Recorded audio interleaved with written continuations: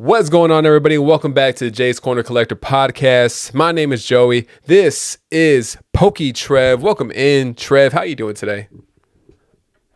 Doing good, Jay. How you doing tonight? Doing great, man. Appreciate you taking the time to come in here, man.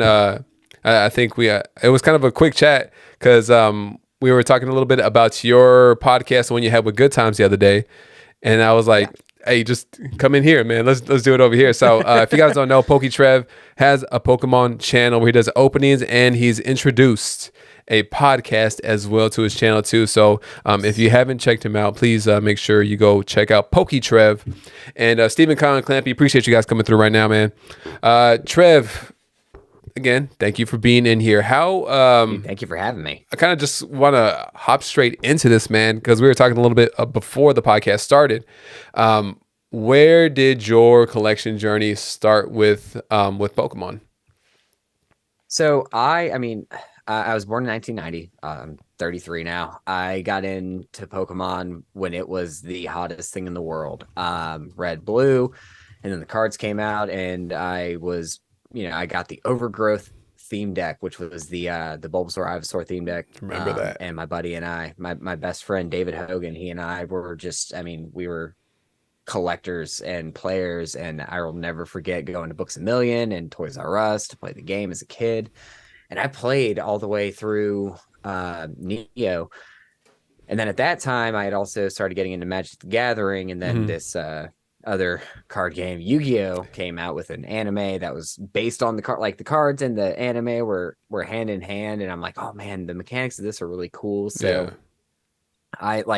I fell off. Like I had all the Shining cards, and they were awesome, and I'm like, cool. Now I'm gonna go play this new thing with the Dark Magician and the Blue Eyes. Yeah. And I dropped off completely. I didn't look back, and it wasn't until last year, because I'm an avid Pokemon Go player, or was. Niantic has really screwed that game completely. But So I've heard. Yeah, dude, it's rough. I mean, I still play a decent amount, but it's just like not like I used to. And they put out the Pokemon Go set, and I'm like, all right, cool. I want to snag one of the Instinct boxes because I wanted the Instinct pen, and started ripping into Pokemon cards. I'm like, all right, cool. I'm gonna grab this Eevee box because the that's shiny Eevee. I need it. Oh, the playmat too, of course. I still to this day have it as my desk mat at work. Like that's my mouse pad for work. Oh, that's cool. So I got that. I'm like, cool, man. Let me get one of these Elite Trainer boxes. And I got one of those, and I got the Mewtwo promo, and started cracking into more packs. And GameStop had a Darkness Ablaze ETB, so I cracked open to that because I didn't know any better. Knowing what I know now, I would have just kept that sealed. Yeah, dude. Knowing what I know now, I would have kept pretty much everything I've ever opened sealed because that's some cool stuff. But no, man, I started opening up the packs and started looking at the cards and just like getting that feeling that I felt when I was a kid again. Yeah. And I'll never forget opening up Pokemon Go and getting all the holos and stuff, and the V's and the full arts. And I'm like, oh my gosh, dude, this is crazy. And I was talking to a buddy of mine. I'm like, dude, I've got all these holos. That's pretty wild, right? And he's like, no, it's not.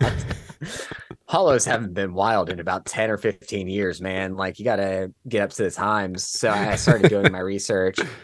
And of course, this is right after Pokemon Go came out. So I did my research and saw this Conkeldurr full art. I'm like, hey, I've got like the third best card in the set. And he's like, yeah, it is. Good for you. And I sold it immediately for more cards. Like it was just like, I'm going to feed the beast a little bit. So I sold it to one of our LGSs.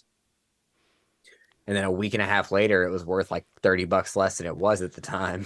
Dude, that I was saying before, that set fell off as far as price goes so quickly. Shout out to one of my mods, Stephen Kahn. That's like one of his favorite sets. I'm like, Steven, that really that one?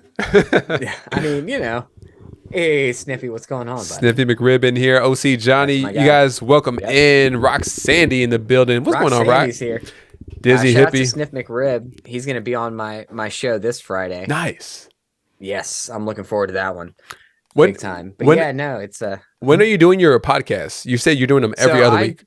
Yeah, so I do them on alternating Fridays. So this Friday is going to be a podcast. It'll be with Sniff McRib. I'm actually looking into a way to do that weekly and Okay. then doing my openings every other week instead. But Okay. I want to do the like that's my goal is to do the podcast pretty much full time and then have the openings kind of interspersed between. But for Got now, I'm it. doing it every other week. So I've got Sniff McRib on this Friday. I've got a very special guest coming on the 27th, I believe, Okay. which I'll announce. I'll announce that probably at the end of the show this Friday. Okay. But yeah, I do those every other Friday. Very cool, man. And you were saying that, Pokemon Go kind of brought you back into this hobby. And what was the first YouTube, like, do you remember the first YouTube video you saw that kind of like sparked your interest in like the content side So of things? oddly enough, and it's one of those things I don't cringe about it because I was watching older videos of him, but Leonhardt, man, Yeah. watching Leonhardt's stuff and seeing what he was doing kind of earlier in his career, and even at the time, like even up till like a year and change ago, he was still like passionate about the content he was making. He hadn't started doing all of the clickbait and all Yeah. of the, I hate what I'm doing, but I'm making a lot of money doing it. Right.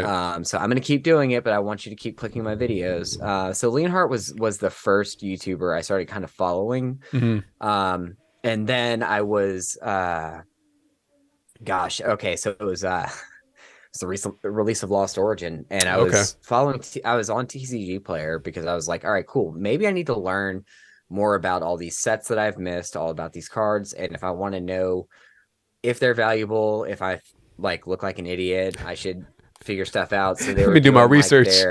yeah, exactly. I wanted to know what I was getting myself into, Yeah. and they had done their pull rates and their success rates percentages for Lost Origin, and they're talking about the Aerodactyl V, and it was like, out of 1,000 packs, we pulled this card 6 or 7 times, so there's like a 17% chance you're going to pull it. Hmm. Pokerev didn't have that kind of luck, and I'm like, who is Pokerev? So I clicked on that, and it went to his 12-hour Lost Origin opening where he didn't get the Aerodactyl V until like the last box he opened out He of didn't open it he didn't get it at all. 16. He didn't get it at all that stream. He didn't. Oh, okay. That Wow. hotel hour Yeah, stream, he didn't get it at all.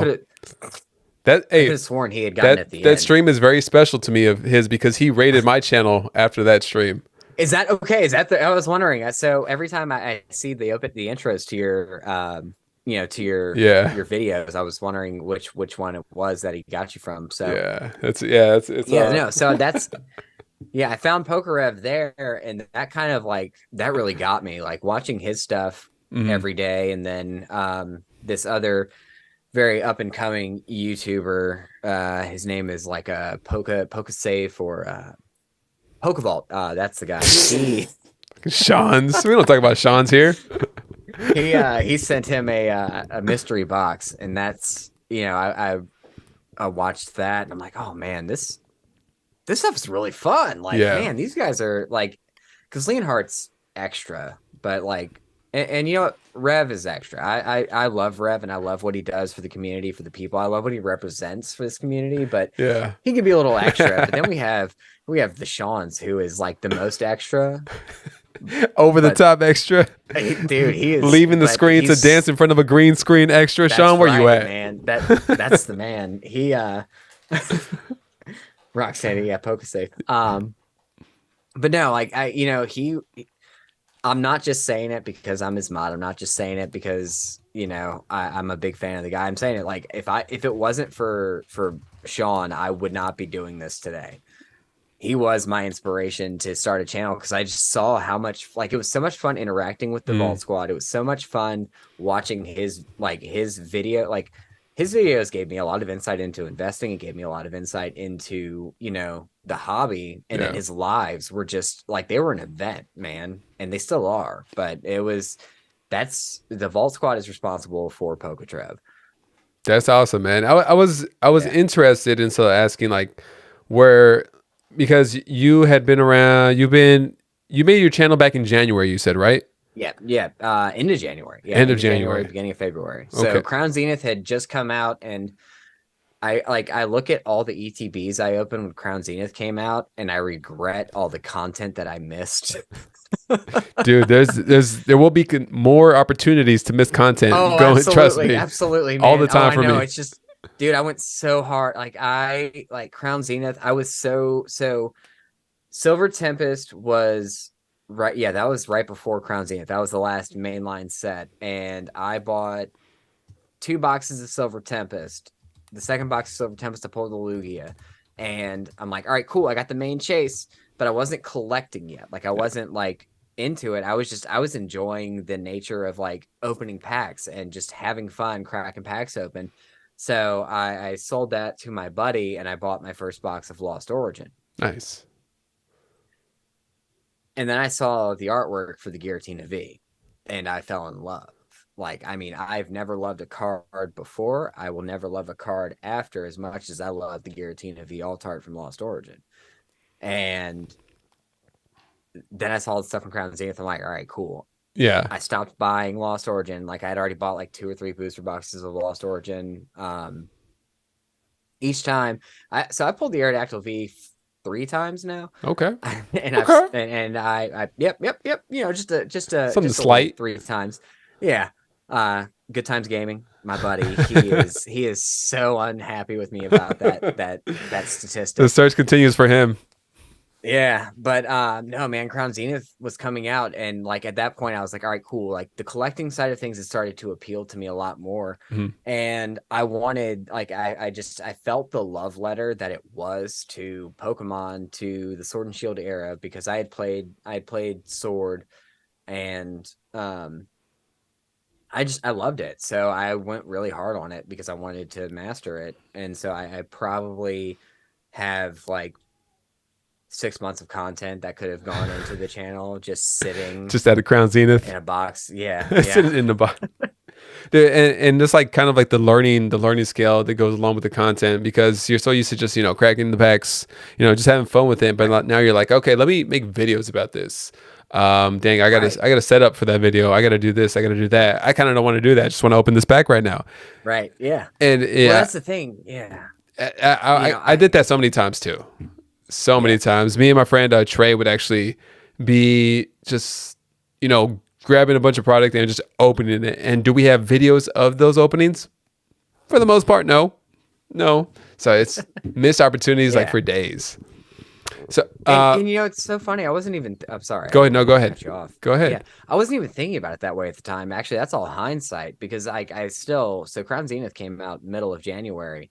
And it wasn't until the end that I'm just like, this is what I want to do. And I'll never forget. I was watching one of Vault's live streams and I just looked up to my wife and I said, hey, honey, I think I want to start doing like Pokemon on YouTube. And she was like, well, what do you mean? I'm like, so there's this incredible like following of people and they're people on YouTube and they just sit there and they open up Pokemon packs and they interact with the community, but they open up Pokemon cards on YouTube. And I've been, like I told you, I've been kind of just open up Pokemon cards for fun in games here recently. And I think I want to record myself doing it. And my wife is just grade A, the coolest, most supportive, biggest fan I'll ever have. She's just like, honey, if this is something you really want to do it. Dude, that's so sick. I did. Like, yeah, I'll do. She's been in. We did 3-pack battle videos together. In fact, I think my featured short on my page was her first pack opening, and she was cracking open to a pack of Crown Zenith, and she got the Mewtwo V-Star right off the rip. I think she opened up like she was into Pokemon when she was younger. She's like 2 years younger than me. Okay, she opened up a pack of Crown Zenith for the first time in 20 years since she's opened Pokemon and got the Mewtwo. Dude, but that's sick. She was just like, do whatever, if this makes you happy, do it. And I feel like whenever I kind of started doing Pokemon content, I felt like saying it out loud to my wife sounded ridiculous. Like, I want to do Pokemon on YouTube. I mean, that's what crossed my mind. I'm like, to me, because like we see everything and we're interacting with it, you're like, it doesn't sound dumb at all. But then when you say it to someone that's completely outside of the hobby, you're just like, I wonder how this is going to turn out when I say this. I get that, dude. I felt the same way. And I just love my wife for how supportive she was. Dude, that's sick. Man, I'd love to hear, Because we man. talk, yeah, I'll never forget like my mother-in-law. My mother-in-law actually, whenever I'm live, she puts it on her TV. She doesn't interact. She doesn't necessarily have the volume on, but she puts it on her TV just to add that extra support. My sister-in-law and our nieces, they're always watching. So, it's really cool. Just like I've got this in-house following Yeah, right off the rip. Yeah. that's awesome, man. And so, so I'm assuming the Vault was one of the bigger tubers that you kind of started watching Yeah. initially, right? Well, I mean, Rev, then Vault. Then So Vault. Leonhardt, then Rev, then Yeah, Vault. okay, But, yeah, yeah. So of yeah, course Lee, and then Rev, and then Vault. yeah, What yeah. what aspect of Vault's what was Vault's sub count roughly at when you kind of got in there? So this would have been January. So I want to say like 50,000. 50K right around there, because I mean Yeah, he's right seen around there. some crazy growth recently, so Yeah, I the wasn't growth has been insane since then. I wasn't sure which one where he was at. Yeah. And at what point after like you started interacting and being in there did he like contact you like, hey, do you want to be a mod or something like that, because you are a mod on his channel now? So I joined Vault's Discord in February, and it was actually, shout out to Sniff McRib. So I mean, I just spent a lot of time hanging out at. Fun fact: Sean doesn't pick the mods; the mods pick the mods. Ooh. We pick who comes in and helps run the Discord, because the YouTube channel is one thing, and it's a very important job, but the Discord is, that is the lifeblood of the Vault Squad for the most part. That is where we keep the community. We have a name that we want to protect, and that is our Discord. But no, I had been interacting in Discord and in hanging out in Sniffy's Twitch streams, and Sniff modded me in his Twitch streams, and I try to be there every night he streams, but he's on the West Coast as well, and sometimes it's a little late for me. But no, I mean, just interacting in the Discord and interacting with them and getting to know Sniffy. One night he just shot me a message on Discord and said, hey, do you want to be a mod? And I'm like, hey, I'd be really honored. And this was probably after I'd been in there for like 6-7 months. Yeah. It felt like it was actually closer to like 4 or 5. And yeah, that's where that started. Okay, that's pretty cool. Because dude, I don't remember the first time that I like came across your channel, because it wasn't in Vault's. It wasn't through Vault's stream. I had come across your channel some way somewhere else. I think I saw you in a different chat or something like that. It may have been in Good Times, possibly Instagram group chat. It might have been there, because man, the Aussies got group chats like crazy. I'm telling you, man. I'm in that group chat, and then with Shed and everybody in there too. So yeah, man, I love it. And it was funny too, because I was like, at first I was like, are you Australian too? Like I at first I didn't. I remember you asking. I remember talking to you about that, and you're like, "Man, you Aussies are crazy." I'm like, actually not Aussie. Yeah, I was like, oh shoot, and then I'm on the East Coast. At that point, I was like, oh damn, I got that wrong. Oh well, that's embarrassing. Oh well. But then I went into like your channel and started like looking at things, because as much as everybody like joins the community, it just keeps growing and growing, and like it's tough to keep up with like everybody coming in and you seeing everybody. But I was like, all right, let me check him out, see what's going on. And like, okay, you got a good vibe. Everybody that's in there is having a good time. We were kind of talking a little bit about it too. That you just got to 600 subs, you said, right? Yeah, just under. So I'm at like 563, 563 right now. So he's almost at 600 subs. So if you guys are watching this now, or if you guys watch this in the future, go sub to him, Poketrev. Hopefully by the time, if you watch it in the future, he's already past 1K. Who knows? Timestamp this and figure out at that time. Yep. Sniffy just said being a good part of the community got you a mod. And that's so people ask, and I'm not sitting here, I'm not going to tell you like, hey, if you start going, knives out today, you're gonna be mod tomorrow. But like, right. we as mods in Vault's Discord, like what we care most about is integrity and understanding, and just kindness. Like, I mean, but at the same time, you gotta understand, like, not everything can be handled with kindness, and we get a lot of flack sometimes from people that are being assholes because we don't tolerate their crap. Like, it's, we have 12,000 members that we have to protect, Right. and you know, it's the 16 or 17 people that have fallen through the cracks that are out, to do bad things that Mhm. we will come after you for. And it's not, I mean, I don't say it's coming after you. I mean, it's just like upholding Yeah, the no, yeah, integrity of exactly. like what what you guys want to do there. What you Right, guys what expectations that maybe Sean has that, well, Sean right. says he's pretty off hands. He's not even Yeah, hands he on in doesn't there, like huh? he does not like I said, he doesn't pick the mods, Uh-huh. we pick the mods. Right. And but the thing is that we've got Sean who has such a big name, he trusts us Right. to honor that name, and it's a huge responsibility. He always says it's a thankless job. It's not. He's very grateful. Yeah. Like, we don't get paid to do it, but I mean, he is very grateful, and he trusts us implicitly Mhm. because of the fact that, he knows that we respect his brand Yeah. and what he represents. So it's a hard job. Roxanne said you guys should not have modded Ryan. Can you hear me? Yep. Yeah. Roxanne said you should not have modded Ryan. Bro, okay, look. That one I had nothing. We had nothing to do with that one. That was all Sean. Sean was like, "This is one time I'm overriding everybody." That was Sean's fault. Sniffy said, "Yeah." He's really Yeah. Yep. No. See, that's what happens when we let Sean pick his mods. That's hilarious, man. So kind of, we were also talking a little bit about the fact that like, did you ever receive like crap like, oh, you're a moderator now? Now you're gonna get all the subs now to your channel or something like that. Has that ever been like something that's ever come up? No.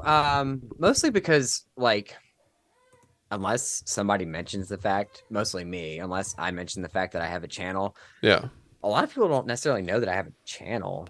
I mean, a lot of people do know. Obviously, I've got almost 600 subs, but Yeah. I think like 300 of those are family and friends from Facebook that Mm. subscribed as soon as I started my channel.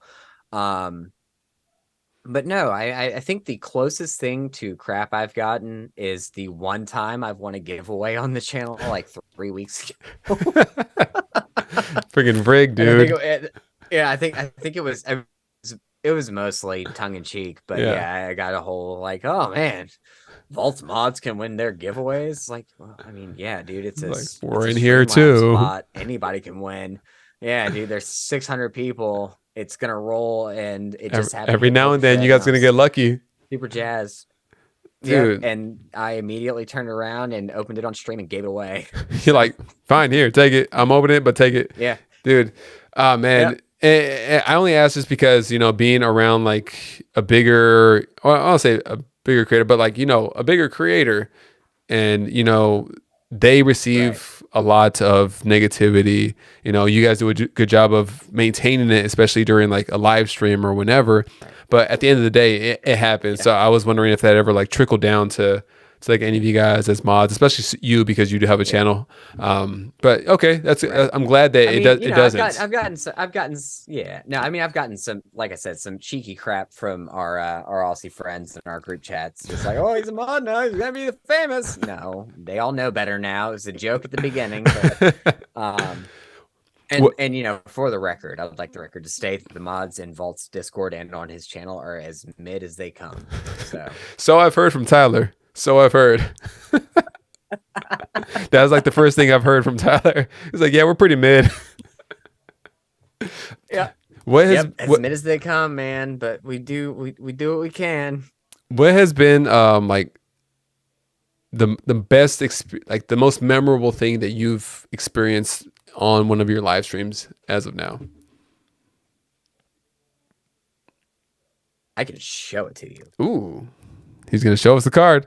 There it is. There she is. He or she. There it is. So I would like to shout out his name is Undead Driver on Discord.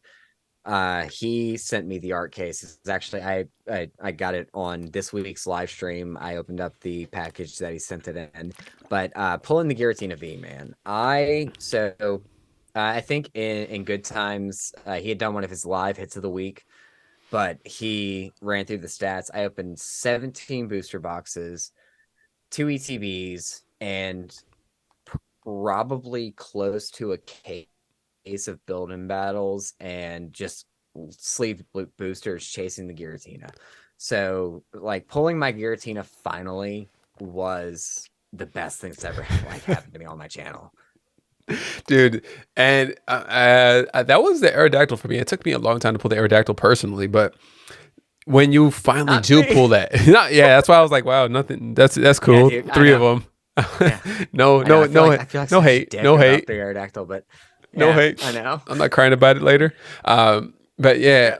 so the Giratina V pulling Dude, dude, it did it happen in a live stream, not a video, or which one? Did it happen in a yeah, live stream? no, it was a live stream, and it's so funny because I almost didn't open Lost Origin. In fact, I was so it was right before the Zamazenta Zacian boxes had come out, the premium collection boxes, and I'd almost just gone straight into those because I have a buddy who owns a shop and his distro had sent everything in. He's like, hey, you can go ahead and get your pre-order now if you want. Like, I'm not like, I know you have a channel and so forth. Like, no, I want to do one more. It was like, I'm like, hell with it. Last time, buy one last Giratina, like one last Lost Origin box, and then I'm done for a while. Like, 'cause I had to stop, dude. Yeah, Like, I just like it was there's a lot. killing my soul. So I'm like, I'm gonna do one last chase, just knock it out. And if I don't get her, then we're gonna move into doing other stuff. We got Scarlet and Violet 2 weeks away. Let's just get this over and done with. Yeah. The last pack. In fact, so Shed was doing his 24-hour stream, and I was a guest on his 24-hour stream. I think a few hours after you were on there. Okay. And I had opened up the booster box and had cracked open a few packs. I had done some V-Star Universe on there as well. Mm-hmm. And it was like saving the rest of it for later. But it's crazy to think that if I had just stayed on and opened the box, I would have found the Tina, because I did, man. I went live later that afternoon, our time, and I pulled the Tina. Finally. Last pack. So it's from a booster box? Wait, it was the last pack in the booster box? Yeah. Yeah. Dude. Yep. Oh, I mean, dude, yeah, it is, I think the name of the live was Tina Come Home. And I had started running this trend where my thumbnails had the Giratina shrunk down in my eyes. So it's just got stars in his eyes. But yeah, I'm pretty sure it's called Tina Come Home. And I had done some V-Star. And then Lost Origin was the kicker. And I think I did triple beat as well. But, okay. Yeah, man, it was the last pack, true last pack magic. It was Giratina V or the Giratina alt art or the Giratina pack art. I think I made that same the same slip of the tongue while I was saying it. But yeah, no, yeah, it was the Giratina pack art and it's a V-Star marker in the pack. So I'm like, oh, there's nothing in here. Yeah. But I still have the pack and the V-Star marker. I've got them in a top loader. You said I need these forever. Dude, after 17 booster boxes, dude, and however many other packs you said you opened, dude, it's such a nice relief to finally get the one card. It's just, and it's the best card at least. I mean, yeah. Lucky pulls cards in here too. Same, what's up to you, Trev? Hey, what's going on, Lucky? How you doing, brother? Yeah, continue. Sorry about that. I didn't mean to cut you off. No, yeah. So my wife now understands, and she just chooses gracefully to ignore whenever I say that I opened up 17 booster boxes of Lost Origin. But a lot of, that's the thing. I have probably sunk $2,000-ish into my channel, but a lot of it has just been self-sustaining. I would get pulls and collect hits and then trade them or sell them, and then get more product that way. Has been that's been the way that I have sustained my channel for the most part. I mean, occasionally I'll come out of pocket, but I Right. try to avoid it, or have tried to avoid it. Now that I'm doing the biweekly thing where I'm doing a podcast one week and then product the next week, Hmm. it's getting cheaper and I can actually start to build my collection back up again, which is nice. Yeah. But I started this thing and I wanted to keep it going. So the way I found, like, economically, because we have, an 11-year-old, we have a 15-month-old, Congratulations having on two kids. Yeah, little thank you, man. Thank you, man. two My kids are kids. awesome, but yeah, having two kids, it's like trying to keep it economically sound while also maintaining our family and everything, and being able to give them all the things that they want. Hmm. You know, dad's gotta move his stuff so we can keep doing his fun thing he's doing. Right. No, yeah, and it's like I mean, the way I look at it, because I was kind of in a similar boat to you as well too. Because I mean, my collection wasn't like crazy or anything when I first started. Because when I first started, the channel and everything, Evo Skies had come out. It was a little bit before Evo Skies. I think Chilling Rain had come out, and then like leading up to that, I would just collect Pokemon very casually. And then Rev was one of the big people that got me back into it. And then I started my channel a little bit later on down the road. And then I just found myself kind of like trading in cards and, using that money to put back into product for openings and, trying to let it recycle itself. So it took me a little while to kind of get on track and like build up my collection one more time too. So I completely understand that, trying to, you said Yeah, economically the best way possible to do it. right. And, Because I was gonna say, so I'm kind of same boat as you because I have two kids now too. So yeah, how awesome. like you're scheduling with it too? Like how has it been for you? There's been times like where it's caused a Oh yeah. headache, but how has that juggling aspect of life been for you? So I started doing the live streams. I didn't have any ideas on doing live streams initially, but I knew that I wanted to do them at some point. So at Mm, first I was just doing videos. And if you go back to the beginning of my channel and watch some, no editing, no nothing, like I recorded this and then I uploaded it. there you So go. it's like I had to sit there and like psych myself up and do my best so I could do it in one take. And I'm still bad at editing. I have a video that it's like been sitting in the holster since I had long hair. Um, which hasn't been very long, but it's at least like 2 months old, that I haven't released yet because I don't love it, because now I care about things like that. Yeah. Um, so I am a property manager. I manage a mall, and we have a bi-monthly card show, which is Hmm. it's sports cards focused, but we have a lot of people that bring in Pokemon and whatnot. So I'd gotten two ETBs of Hidden Fates Nice. for $200, and boy howdy, yeah, I know. And like an idiot. So I will say, I'll say like an idiot, but at the same time, they were coming from somebody at a card show. Uh, The seal on Hidden Fates ETBs is not great. Like a lot of those later print runs, they don't look like they don't it's a look little good. Lucy and Yeah, yeah. they're a little loosey, and just like the way that they're sealed just Hmm. doesn't look good. I was a little sketched out, but I bought them. I checked the weight. I crossed the weight against like Pokemon Center's like weight portions, and they seemed fine. But like as a collector for sealed product, that from an investment standpoint, I wasn't comfortable with it Yeah. as like a sealed product. So I'm like, all right, cool. When I hit 100 subs, I'll do a live stream. And it was like a Saturday afternoon, and I waited for the baby to go down for a nap. And I'm like, all right, honey, I'm going to go live on YouTube. What I didn't know is that YouTube required you to set things up 24 24 hours in hours. advance. Yep. So I went live on my former Twitch channel, Liquid X Vash on Twitch. Uh, Don't go there. There's like literally nothing. It's just like the Twitch channel I've had since Twitch came out. It's what I use to watch gaming live streams and stuff.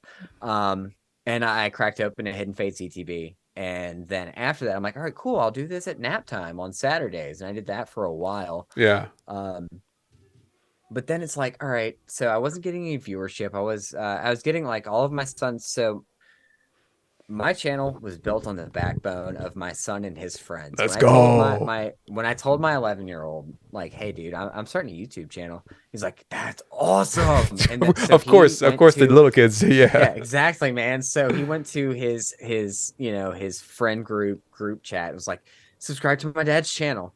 And that's like the first 75 subs I got was, all of his friends. Even still, I'll pick him up from football practice. He's like, hey, it's Pokertrev. How's Pokertrev doing? I'm like, Pokertrev's doing good, man. I'm great. Poketrev's great. Appreciate all the support. But, they were like, oh, we'll be there. So for the next, like, I still just put out videos, and then the next live stream was going to be my 200 subs, and that's when I opened up the second Hidden Fates ETB. Got torched on both of them. I think I got the Giovanni from Hidden Fates and the Jesse and James. No, that's Cosmic. No, Jesse and James full art in there. James. Yeah, yep. Yeah. So I got the Giovanni and the Jesse and James, one from one ETB, one from the other. And let me tell you, like, that was the first time in hindsight where I felt sick about the things I opened on my channel.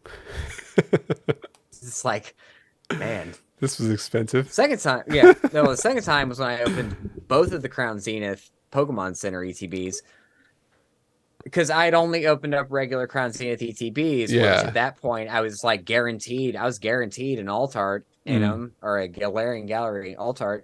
And then I opened up the first Pokemon Center ETB, and I'm like, nothing came in here. Guess we should open up the second one. Dude. Oh, man. No, dude. Keep those Pokemon Center ETBs sealed, guys. Please. All of them. Any of them. Public service announcement. Don't open also, those. If you get a Mini 10 display from Crown Zenith or 151, keep it sealed.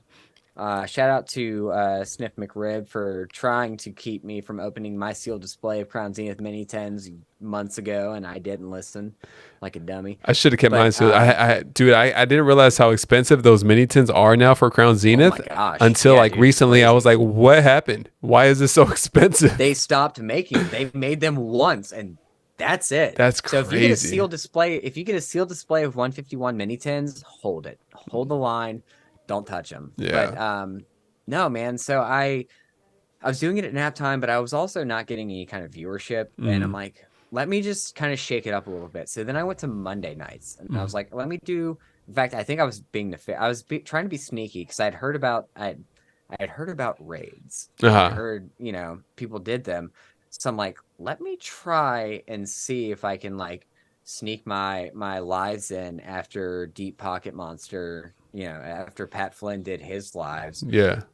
And the viewership grew, not crazy, but it just turned out to be a better time. But it wasn't a great time for us, because we had other things. I think at the time, my son had wrestling, and Monday nights was one of his practice nights. So it's just like, it wasn't like convenient. Yeah. And as time went on, I started toying with the idea of just doing Friday nights. Friday nights, 8 p.m. our time, the baby's in bed. If he's got practice of some kind or a game, it's done by then. And then, because I have never liked just sticking my wife with the baby so I can go do my thing. I want to, try and be there, because he can be a terror, man. He's my kid, which means he's got like psychotic in his nature. So no, like I fell on Friday nights, just Friday's payday. So especially like on our paydays, I can just go and grab my stuff. I'm not tempted to sit there and open it, and I can just open it up as I get it. And that's where I've landed. Friday nights, 8 p.m. Eastern. There you go, man. And you do the podcast now and the openings Friday nights, right? Yes, sir. Friday nights, 8 p.m. Eastern Standard Time. Drop Trev's link one more time too, guys, for me. What's something that you've learned, like, once you started making content, and like a mistake that you like look back in hindsight? I know we kind of talked about a couple of them, but like, what's that one thing you're like, damn, I wish I kind of would have did something different with that to start? Editing. I wish that I'd spent more time, like, so I kind of, like it's alluded to in the title and description, like, I'm doing this for almost a year now. I wish I had spent more time learning to edit early on, because now that I'm doing the live streaming and like I'm not gonna say I'm killing it, but I'm happy with the content that's coming from it. Yeah. I wish I had started doing editing for my long form videos earlier because now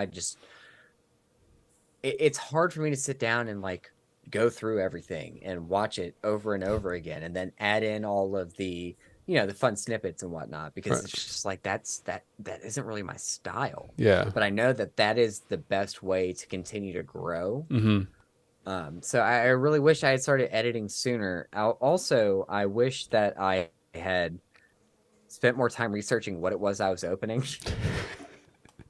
You started off with Pokemon Go and opening Darkness Ablaze and just And then just like, dude, I jumped right into Hidden Fates. Like, I yeah. wish I had saved. But again, like I will say to my credit, I was almost 100% certain those were resealed. So it's just like, all right, cool. I'm gonna crack them open now here on the channel. And then I got hits out of them. I'm like, all right, maybe these weren't. And I could have saved these and done these at like a later date. But I've got to do some cool stuff on the channel for no apparent reason. I got to open some Shining Legends. My son got to open a pack of Shining Legends. He'll never understand how cool that is, but Right. he got to come on. He got to come on one of the live streams. My wife and I we're very particular. We don't really have him on very often just because the internet is It's a dangerous place for place. Yeah, it for a is. child. It Yeah, is. same. I understand that. Yep. So we occasionally like will be like, all right, buddy, yeah, come on and open a pack and say hey to everybody. Yeah. But no, so I got him on one time and he opened up a Shining Legends pack. Didn't pull anything, but it was just like a really cool experience for me to have with him, even if he didn't know why it was. Because Shining Legends, I mean, that's one of my favorite sets that I didn't get to open because I was out of the hobby. Dang. Yeah. I mean, it's a brutal set though. It's a brutal set. Dude, it is. It's rough. I mean, it is rough, especially because like you can't even peep the code cards. Like, just there's no preparation because you got a hollow in every pack. Dude, I remember we dove into some Shining Fates before into the channel too. And I didn't realize because I had opened up like some personally here and there on the channel. Right. But then like this was like, a good amount. There was like, I think we did an opening of 36 Shining Legends, Hidden Fates, and Hidden Fates, Shining Fates, and Shining Legends. So 36 packs That's of awesome. each. Oh, dude, that's sick. Dude, the pull rates from Shining Legends, I was like, Bro. oh my God. Oh, I know, man. Like that Mewtwo, like the fact. All right, so I would like to say the fact that like the pricing on those cards isn't higher shocks me because I mean I've opened a dozen in my lifetime, but I have seen so many people just crack into Shining Legends and get torched. Dude, like terrible. Like, oh my Yeah, God, man. I mean, this isn't fun. This hurts a little no, bit. yeah, dude. It's like, But it's still fun. But it's still fun. It is. It is so much fun. Just buy the Mewtwo set Again, Sniffy. Yeah, I definitely recommend just buying the Mewtwo because yes. Oh, please, yeah. Buy singles if you want a single. Buy the single. Like, just I mean, if you're not prepared to invest all of your time and your sanity into a pull, yeah. buy the single. So like our biggest hit, we never pulled the Mewtwo, but we did pull the shiny Mew, and this was Nice. actually That's pulled awesome. by someone on my channel.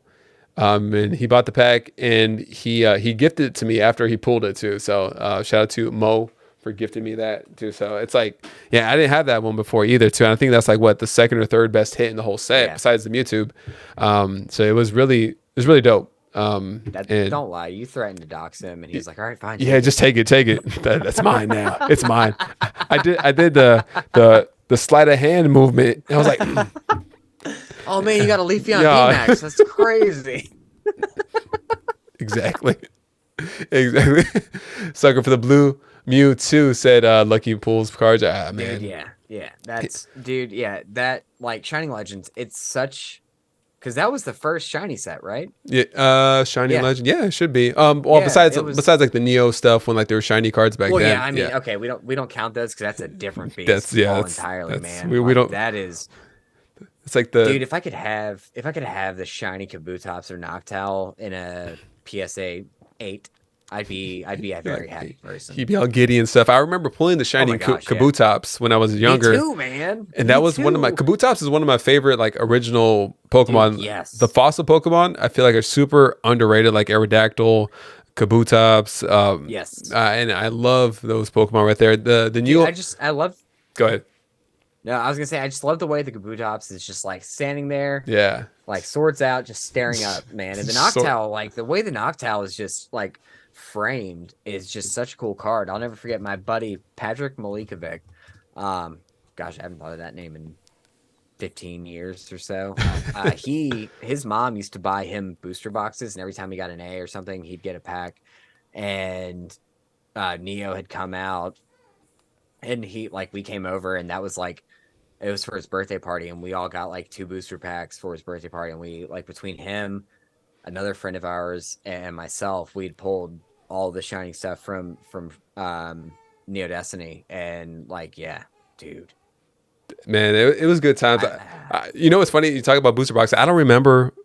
I didn't know booster boxes were a thing when I was little. So it's crazy to think when I kind of came back into the hobby. I was like, oh, people could buy these in bulk. Dude, we called them pack boxes. We didn't know that they were called booster boxes back when we were 8, 9, 10 years old. They were just like boxes of packs. And we got hey, there he is. It's freaking Sean's here now. Damn it. Trev, come on. Why'd you bring him here? Freaking Dude, look, Sean's fault, day right? now. Yes. What's going on, Vo? How you doing, man? Sean, how you doing, brother? Eddie C saying Braid. Guillermo Garza said, let's go, Vault Squad. Hey, let's go. Coming through strong with the Vault Squad as I give him the Sean's Day welcome that he deserves. Yep. Vault Squad for life. I've got my Wanted Dead or Alive shirt on. I don't have my Vault Squad shirt on right now, but but for real, appreciate you, Vault, for coming through and showing some love. Always in the shadows.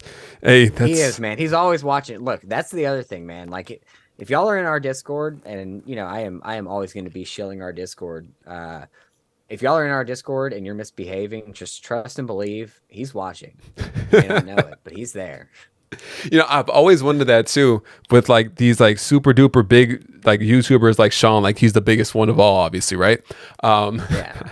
I was wondering like, I was wondering like, do they like watch like the rest of the community and everything like that too? Because I know that there's times that like people, they're probably watching, but they just don't say anything because once they come in, it kind of it's more of a distraction to whoever is in, doing their live stream, or it can be a distraction. So I always wondered that, but I always see Vault pop in here and there too, man. So much appreciated to you, Vault, for coming through, Sean. Everybody coming over from the Vault Squad, Polka Dan, Sniffy. Oh, well, Sniffy's been in here, but Sharp, Jaredish, Jaredocious. See, I can read. Biggest Chaser. And like most weights at Vault. Hey, man, I hope not. Zard Chaser, man. Look, Zard Chaser is a legend in our community because he's the one that won the VIP giveaway to Card Party last year. So Zard Chaser, shout out to you, sick. My friend. Dude, I'm so ready for Card Party. I cannot wait. I was gonna say, because you did not go to the first one, right? No. So I was in the hobby. I was doing my channel, and Sean was talking about Card Party, but at the time my wife was pregnant. Yeah, we didn't even have a baby yet, so there was no shot we were going to Anaheim, even though like my wife is originally from Anaheim. That's where her grandfather lives. Yeah, so it's like if we could have sprung, like spent the money to go, we would have, because we had a place to stay. Mm-hmm. The convention center was like 5-10 minutes from her grandfather's house, but no, so I didn't make it to Card Party. But as soon as the event ended and they put out the pre-sale tickets, I bought my wife and I a ticket, and I said, hey honey, we're going to Card Party. We're gonna make this happen. Yeah. Oh yeah. Look at me. Look at me. I'm the captain now. We're gonna make this happen. That's right. Yeah. But she was like, I can't wait to see you in your element. I'm like, thank you. Like, that makes me so happy. So no, I cannot wait to go and represent the Vault Squad positively and hang out with all of my friends. Because it's like, dude, that's the thing. Like, I don't just consider this community. I consider this a group of people, my friends now. Like, I hang out with and talk to everybody on a daily basis. It is like a family, man. Absolutely, bro. And it's kind of something that I didn't expect. Like, what brought me into it was like having fun and, just opening up packs. Like, there was obviously, I didn't have any connection to anybody, but then what kind of kept me around was like the communities I started joining. I was, obviously I started off like watching Rev, and then Right. Trainer Trey was like one of my other OGs that I started watching. He doesn't do as many live streams anymore just because he opened his shop in Canada, right? So he has this brick and mortar shop now. So Trainer Trey, there's other YouTubers like Pokey Kobe and then Pokeball Mike that I kind of Right. Oh, like I love PBM. Yeah, actually, yeah. Mike gravitated rated to. me on Friday. Oh, nice. Yeah, man, it was very exciting for me. Yeah, I that's love not. Pokeballer Mike, man. It's He's because a lot of fun to watch. he was live with Crazy Cactus, so they it's abnormal for him to do a Friday stream. Yeah. Dude, that's sick, man. Yeah. Oh, Quasi, what's going on, buddy? Hey, welcome into all the Vault squads, Quasi, Zara Chaser. We said, what's up, man? Elec, Geridocious, Polka Dan, Late 2, Swagger Puff. Hey, thank you guys again. R&D Pokemon has been in here. Appreciate you guys listening. If you guys are watching in the background, thank you guys for checking out the podcast channel. This is our secondary channel that I separated from the Jace Corner TCG channel. Yep. Enough about me, though. We're here talking to Trev. I mean, you guys are Vault Squad. You guys should be sub to Trev. So I will say, I will say, and Sean said, and all the big tubers lurk as well. They read all the comments to watch the lives. Trust. So I let him know, like I let everybody in our mod chat know, like, hey, I'm going live. And he's even said, like, he will absolutely pop in and watch. But like you had said, Jay, he doesn't want to take the attention away from the YouTuber. So, if you're out there, if you have a channel and you are in the chats and you've made a name for yourself, like, we have a ton of people. Pokepair is a big one. They're huge now. Granted, they've gotten a little bit more traction because they called Vault out, and that was a really fun interaction with the two of them. But shout out to Pokepair. But if he has seen you, or you're in the chats and you say, hey, I've got a channel, we may not promote it. You might think he misses it, but he does check it out. Just because he's not talking in the chat does not mean that he doesn't see it. But again, he doesn't want to take away from the event at hand. Yeah. Except for like right now, where he wants everybody to talk about him. Yeah, freaking Sean. That's the type of guy he is, though. We all know. I'm just kidding. Or am I? But now I feel more comfortable talking crap about Sean every now and then because he knows it's in a lighthearted mood. Oh, absolutely.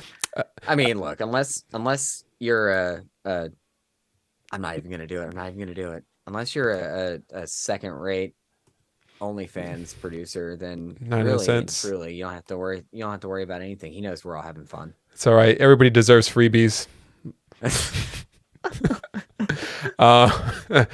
Sniffy McRib, we have a Q&A open right here. Sniffy McRib puts a question in here. So if you were able to buy any booster box, no budget, what would it be and why?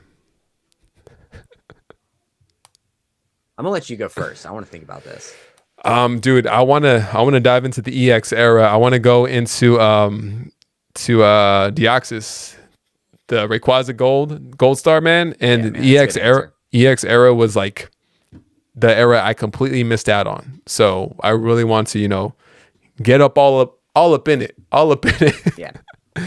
But how about yourself?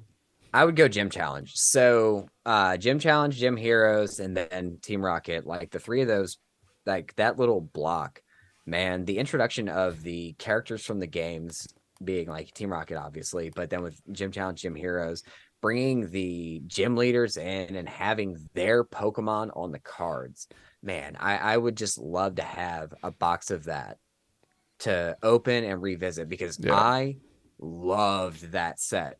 When I was a kid and it was out, every single time I got my allowance, I did extra chores. I went so hard on Gym Challenge and Gym Heroes because I just loved having, Brock's Golem and Misty Staryu and just like having, Erica's Vileplume, like having all of these cards that related to the characters from the games and the show that I love so much. So yeah, dude, I mean, as much as I would love to go in on legendary collection, or legendary treasures rather, and Mm, going into all these other sets, like, dude, just to revisit like my favorite set, I would love to have Gym Heroes. dude, man, it doesn't get better than like the OG, like the super, like the nostalgia on it. Fossil was like my like go-to set from back in the day. So, Yeah, I mean, I Jungle is the gold standard for WotC sets. If you mhm. ask me, like, Jungle is the perfect set. In fact, and you can they don't say it, you'll never actually see it written, but Jigglypuff's Jungle card is the first appearance of a shiny Pokemon, because shiny Jigglypuff has green eyes, and the Jigglypuff card in Jungle has green eyes. I'm gonna have to look at it next time I see it. I never Do it, realized man. I that. looked at one. I looked at one like a month or so ago because my buddy owns a shop, and I saw it. I'm like, Jigglypuff has green eyes. Suspicious. Yeah, They just throwing in that little tidbit there. yeah, man. Stephen Kahn coming in here with another question. If the online Pokemon community wasn't as strong as and as united as it is now, would you guys still be in the hobby? Said Stephen Kahn. Absolutely. I would probably spend less money than I do. Actually, you know what? That's probably not true at all. No, I You would spend just, even more money. yeah, probably so, because I like at that point it's just like, all right, cool. I'm ripping for sheer degeneracy. Yeah, we've done that here before. Yeah. If it wasn't for if it wasn't for, but no, like I think that I'm into the hobby, but the Mhm. community and starting my channel really helped me solidify my place in it. Like, Yeah, it made me feel like I had a place in it, and I'm not just doing this thing for fun. And for all intents and purposes, it probably would have petered off after a while, and I would have just, like, I would have faded away into obscurity again, which that actually kind of makes me sad to think about. exactly. And people pointed out Yeah. if you spend less money because it'd be cheaper, but because it's cheaper, I'd be like, wow, I could buy even more now. Yeah, exactly. Oh, yeah, that's true.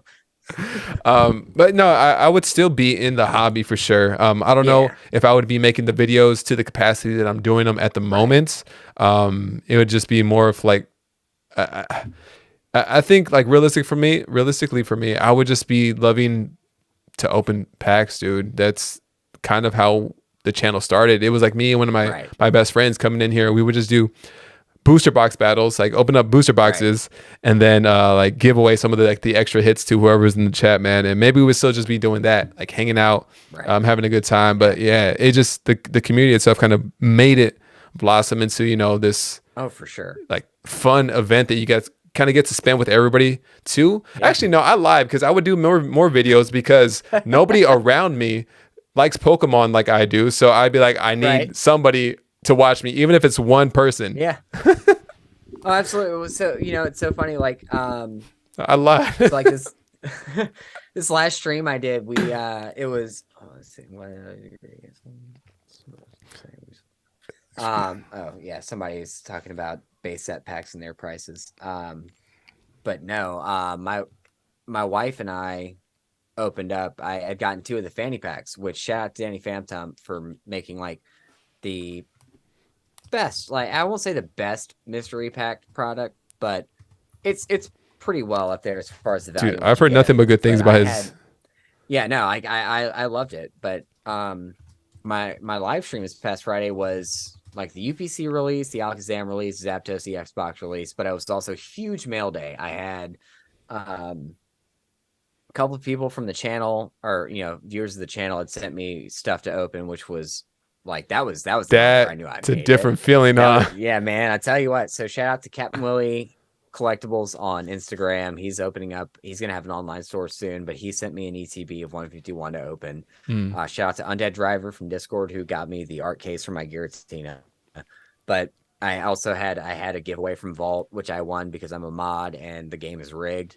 And I had some other cool stuff, but I had the fanny packs. I had the fanny packs, and I was sitting there with my wife on Thursday night when I had gotten it all in. I was like, we're just hanging out, sitting there. I'm like, hey, do you want to grab some cards with me? Like, she's like, oh, do you want to like do it? And I'm like, no, not for the channel. Like, do you want to just open up some packs? And she's like, yeah. So we had just like, dude, we had this little personal pack battle. She ended up winning because she got the not she got the real Moonbreon, the Leafeon VMAX from Evolving Skies. But no, man, we sat there and opened up packs. I'm like, I was sitting there thinking with her, I'm like, man, you know what? Honestly, yeah, I would absolutely be opening cards if it wasn't for a camera, if it wasn't for the community, because I just love doing this. It was really Yeah. fun to have that moment with my wife where we're just sitting there battling each other with like no stakes, no cameras rolling, no viewership, like nothing. It was a lot Uh, of fun. that reminds me, there was a time that me and my wife, well, there's a lot of times that we've opened packs off camera, right? Because she's like, can I get some packs? Like, it's been a minute, you know? But there's one time in particular that we were like doing kind of a battle with the Chilling Rain booster box. And the first pack she got, she pulled the Altar Zapdos. And I was like, well, I lost. I've lost. First pack, Dude, literally the first pack she picked. Randomly grabbed it, opened it. I was like, okay, well, that's it, toodaloo. man.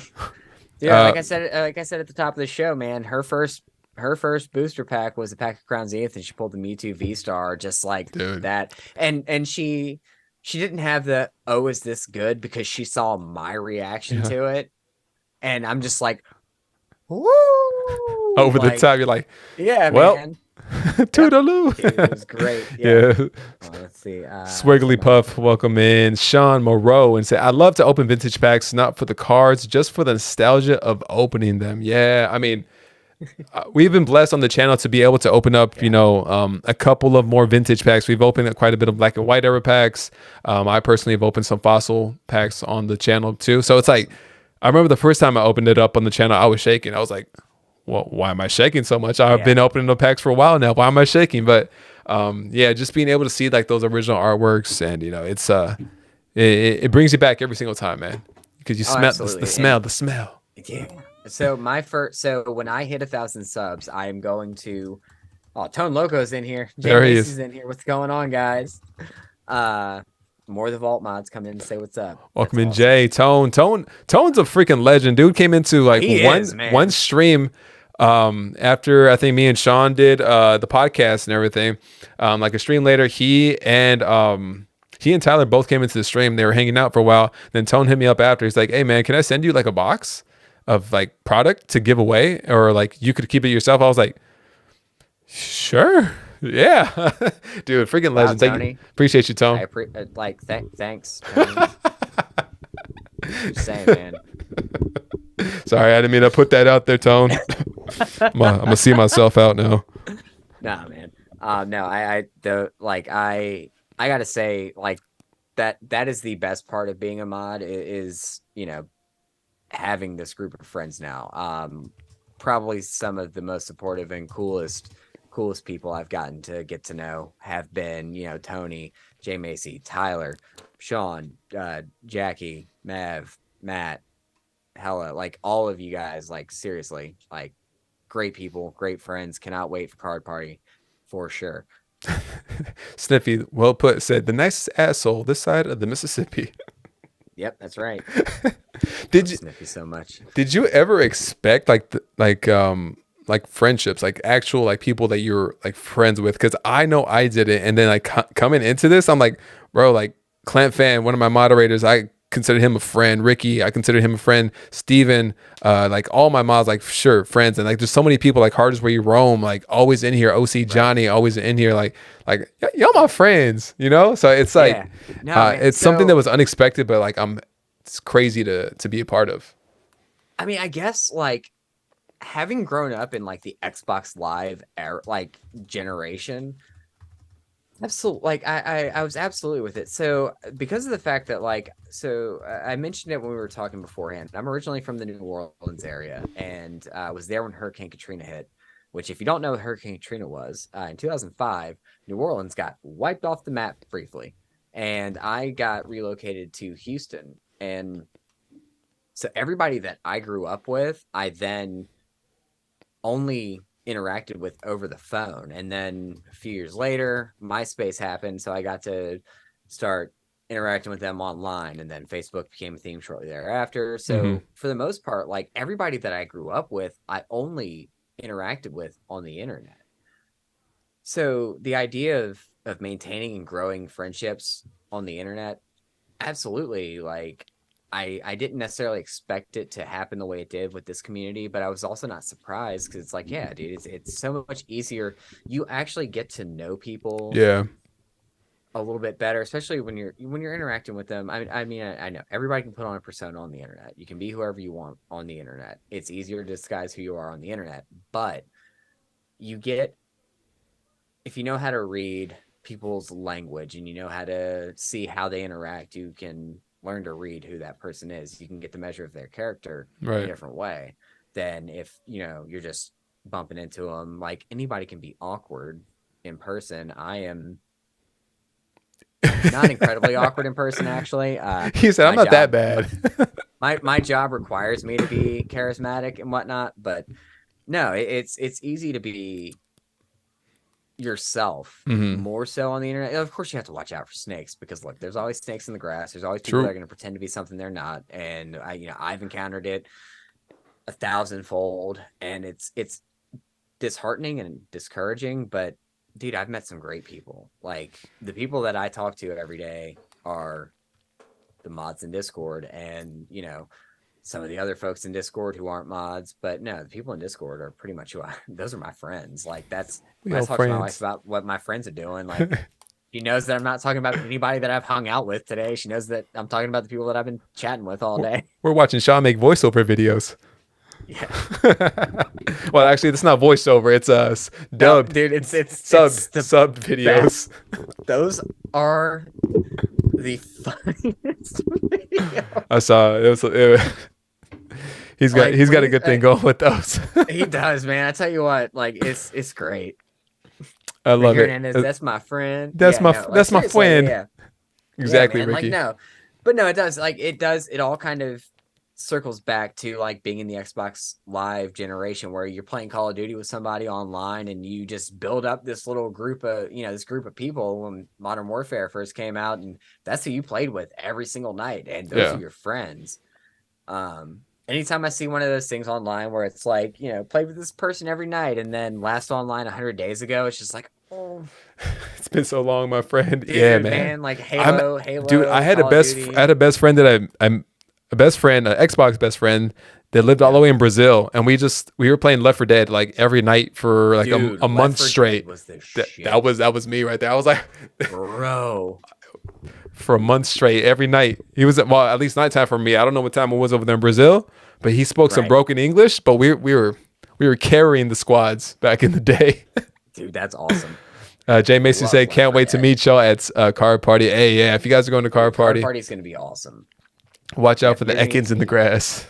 Yeah, I'm telling you, man. No, and that's the disappointing. Like, I guess I get more disappointed with all the snakes and stuff in this community than I do anywhere else because, like, I understand human nature and I get that people suck, but Mhm. like, we're like, The, it's the because there's money involved. It's because there's money involved, and that's a problem. yeah, Um, the community itself. Like I've been like around others communities like on YouTube, and I'm like, they aren't as welcoming. They aren't as like caring or right. as nice overall compared to like this community like Pokemon has built, like people that built this community online for Pokemon. So it's like people see that and they're like, okay, I'm gonna do something here, which is Yeah. an unfortunate thing.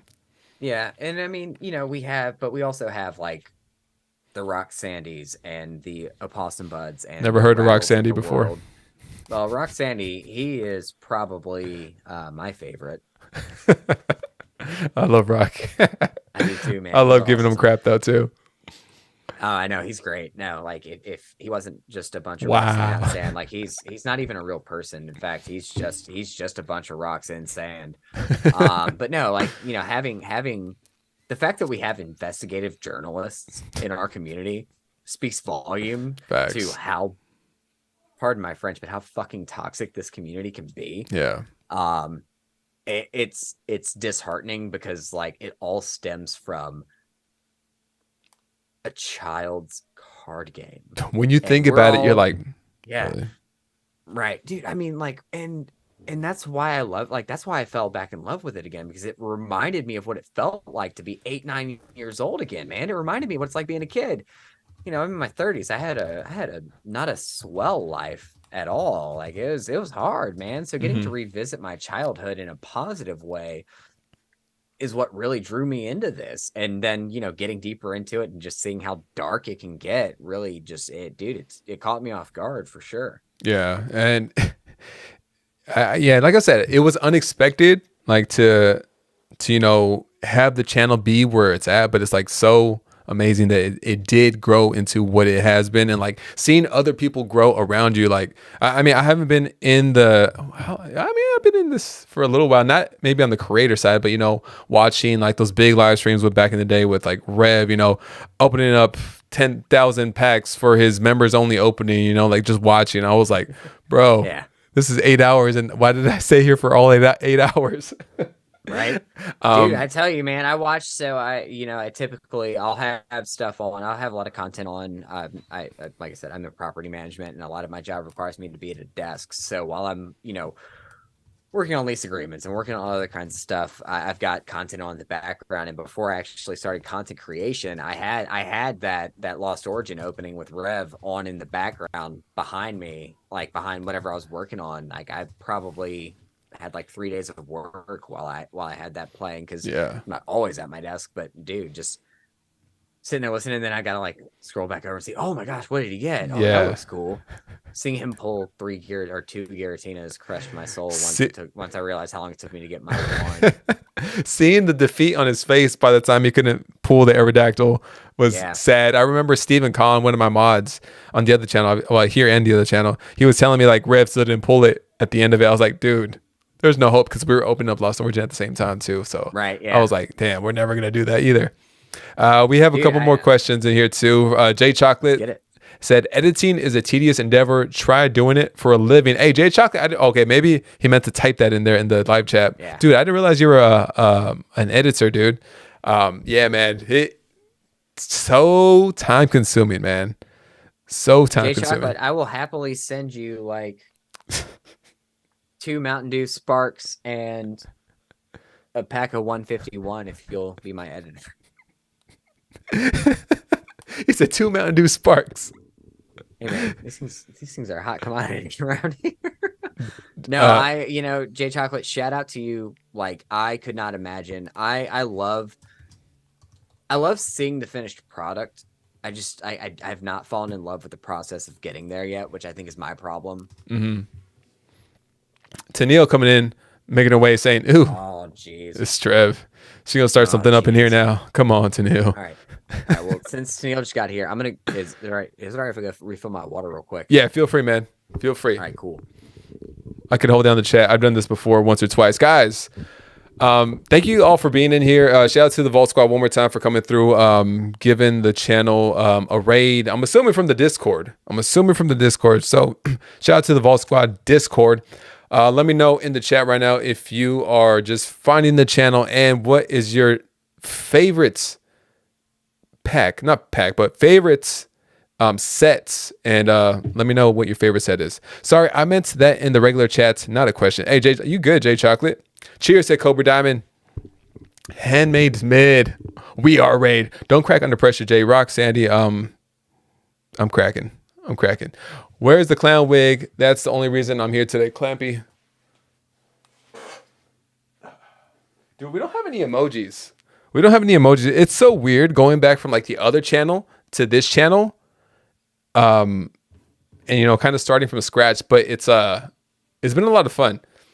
If you guys don't know, Clamp Fan is talking about our emojis from the other channel. How do I buy in? Said Pokey Dan. You go straight to the websites and you click purchase all. There you go.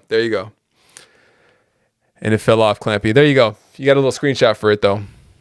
R Ventures in the building. What's going on, R Ventures? Question for you both: Obsidian Flames or, dude, Obsidian Flames. I'm pretty disappointed with Obsidian Flames, to be honest. Actually, no, I was expecting that. What the deuce? Said Cobra Diamond. Bonkers, said Dizzy. We can go in here. Said, how would you be, Pokedan, we'll ask Trev when he comes back in here. Would you be down for a collab? Oh, this is for Trev. We're going to have to ask him this in a minute, Pokedan. Obsidian Flames. Obsidian Flames or Brilliant Stars? Brilliant Stars easily, man. Sword and Shield so far. I most certainly did get a screenshot. Joseph Bird said, Team Rocket got to be the GOAT, said Joseph Bird. And dude, I remember back in the day opening up Team Rocket. And I used to be mad opening it up because the HP on those Pokemon was lower than the HP on like Pokemon from other sets. So I'm like, bro, this is the worst. Like these Pokemon suck. And that was my reasoning. Obsidian Lames. Yo, Chuck, Jose, what's going on, man? Yo, I made it. Sorry I didn't make it yesterday, Jay. Hey, no worries, Jose. We did run a battle yesterday on the channel, Jose. You unfortunately did not win it. Obsidian Shames. I love Zard, so I love Obsidian, said Quazy. The Zard is cool, but man, what do you guys feel on the Zard from 151? Because I remember first seeing it when it came out in the Japanese side, and I was pretty underwhelmed on the Charizard, but the Blastoise, the Arita artwork Blastoise, that's, dude, perfect. Jordan Moreau said, I'm new here and subbed. I know it's a bad reputation, but Evolving Skies is so far my favorite because of the evolutions. Jordan, all right, it has rough pull rates at times, but Evolving Skies is one of the big sets that was like open on this channel, Jordan. So dude, that resonates with me so much. And there's a short somewhere on the other channel, Jay's Corner TCG channel, that has me pulling the Rayquaza for myself personally for the first time, and it was the best. Yeah, the Dark Pokemon did it for me, though. Will never be duplicated, said Joseph, right? You guys all have been here. Yeah, the Zapdos is awesome, said Quazy. Yeah, man, the Zapdos I feel like should be the most sought after card from that set. It's crazy to me. It's baffling to me, the pricing on that though. It's crazy. Pokedan said Blastoise is sweet. It absolutely is. I've seen the replay, was like, damn, no wins. Tough, man. How's it been tonight, fellas? Smack that daddy, my Aussie fam in here too. What's going on, Smack? Dude, it's been great. We just been in here hanging out, talking with Trev. We have some more questions in the Q&A right here. So we're going to run through those questions. We got to learn a little bit about Trev, about how he started going back into collecting, starting his channel, some things he learned along the way, because he's been with his content journey for a little under a year at this point. It'll be a year this coming January. So it's interesting to hear from like a perspective of someone that just kind of came into the content side of things on like how they view things and where they did well, what they would change. So if you guys are interested, make sure you definitely go back and check it out on the replay. The Blastoise is probably my favorite card in the set. Wish they would have shown my guy Gyarados more love. Same, Joseph. Dude, Gyarados needs a freaking SIR. And I've been saying that. Gary needs an SIR. Oh, there he is. He's back. Hey, everybody, I'm back. But yeah, we're kind of just talking about 151 and what it's looking like. I opened like 20 Obsidian Flames, Sleeve Blisters, and got 3 to 4 hits. Nothing special either, said Dizzy. Dude, that's tough. Might as well just buy one booster box, because in that one booster box, you'll get something decent at least. I think Trev is dropping the Jay Macy. He's back. He's back. No, no, I had to go make sure everything was fine upstairs. No, you good. You are good, man. I was just telling everybody, if they want to go back and listen to what we were talking about earlier, like learning more about you and your content journey so far, they make sure that they watch the replay. What are your favorite cards you have pulled so far? Said Jordan Moreau. Well, we know what yours is. I mean, so look, it's always going to be the Tina. I will never stop showing this off. Again, shout out to Undead Driver. He sent me this awesome slab art case for her. And but no, I will also say that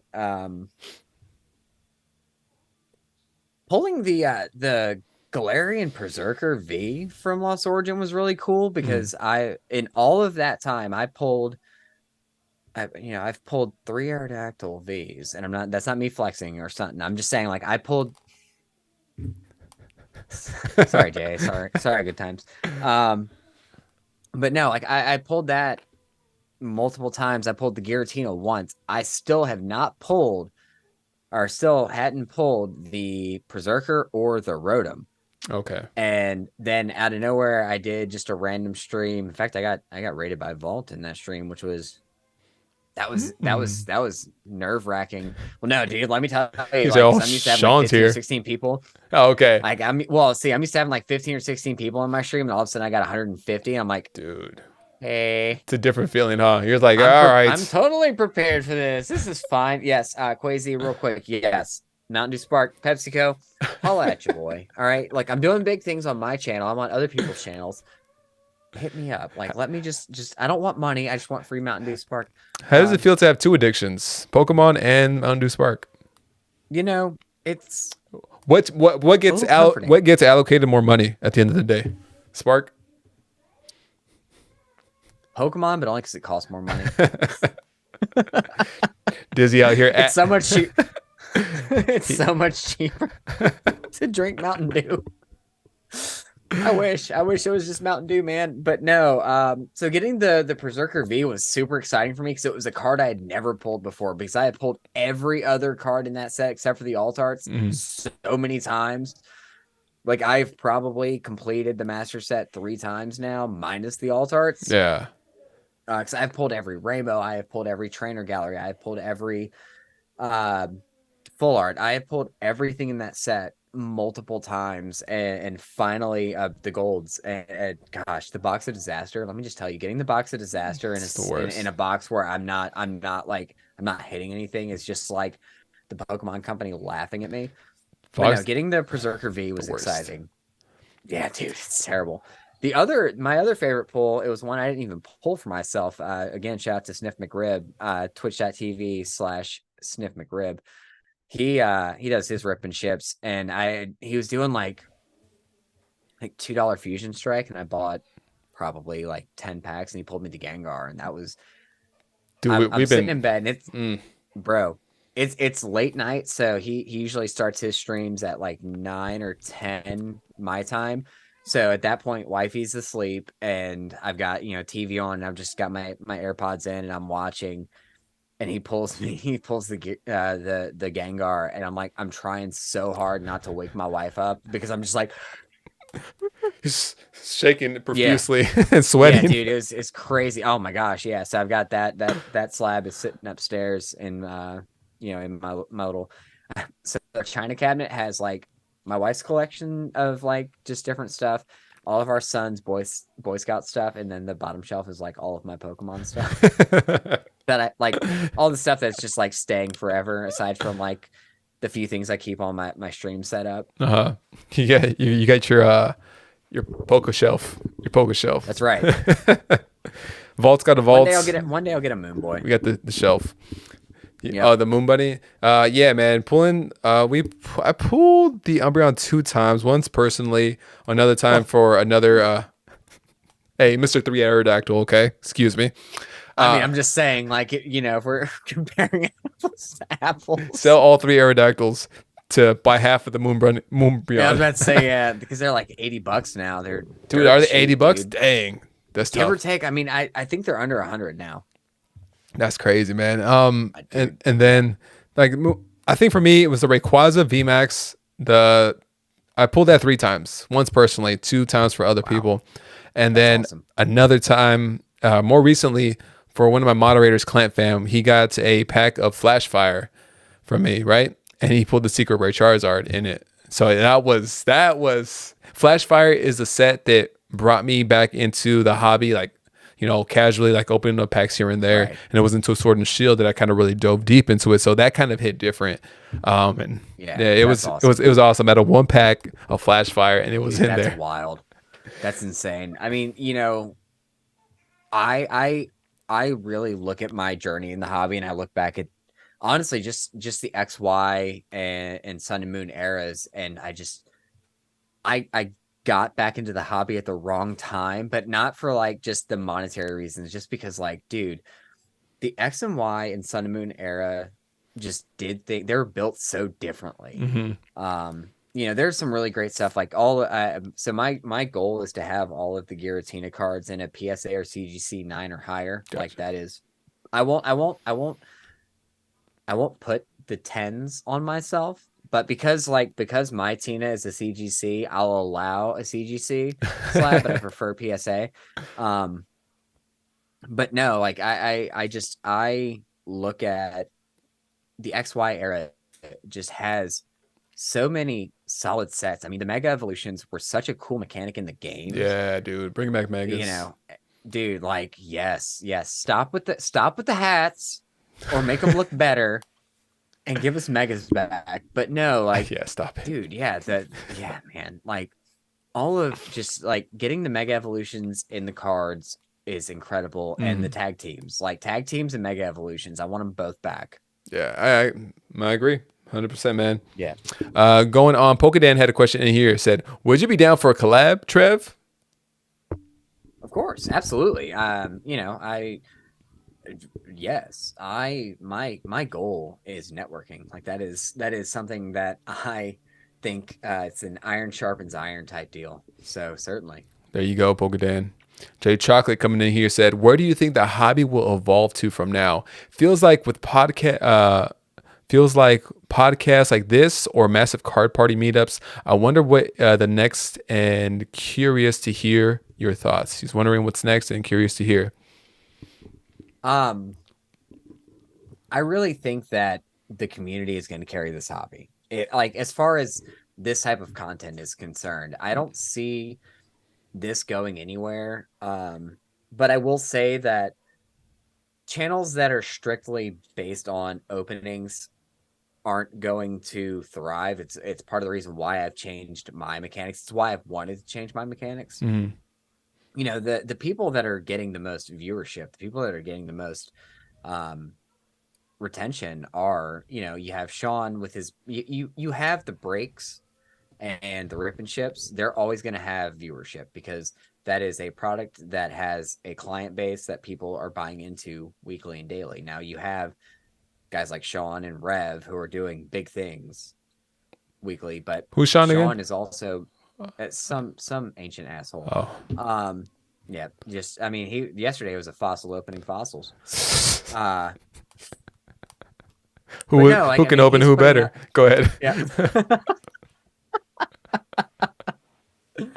He does all of the investment videos and whatnot, and has been doing that for a while. But also, if you go back to some of his earlier videos, I mean, he was putting out like tips and tricks videos for YouTubers. Like he's got several videos early. I say early on, but like from a year or so ago, where he's just kind of like, hey, if you're starting a YouTube channel, try these things. And that's the kind of stuff that I think kills. Yeah. You got, Rev, who, I mean, with Rev, if he puts out a video, it's going to get 1 million views because he's got 2.4 million followers. You have Danny out there doing all of his different style investment videos, but also like it's also involving the gameplay of the TCG. So that's huge. You've got Rock, Rattle, and OB, and they're doing our, investigative journalism. And then we have Radar doing the podcast, and coming back in the podcast over there. Me, I don't. Oh, sorry, take that back. It's Radar, you, Critical Hit, which is our critical role. Critical Hit podcast. Yep, featuring Rock Sandy. Rock. Yep, and that's Rock, OB, Dusty Mon. Shout out to Dusty Mon, best hair in the business. Now, Dusty, I cut my hair. I'm coming for you once I get it styled outside of my hat. But no, you've got and that's also Professor Metry.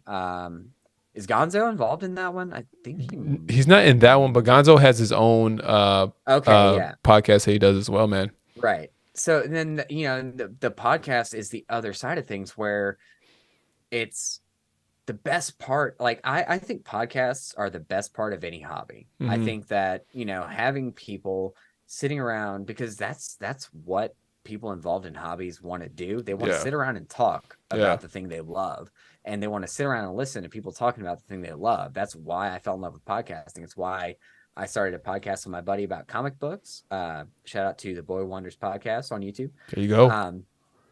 And plug it. Why I started. Find it. Boy Wonders Pod at Boy Wonders Pod on YouTube. But no, it's why I wanted to start. I've known for months that I wanted to do a podcast on my channel because I love talking about the hobby almost as much as I love being involved in it. Yeah.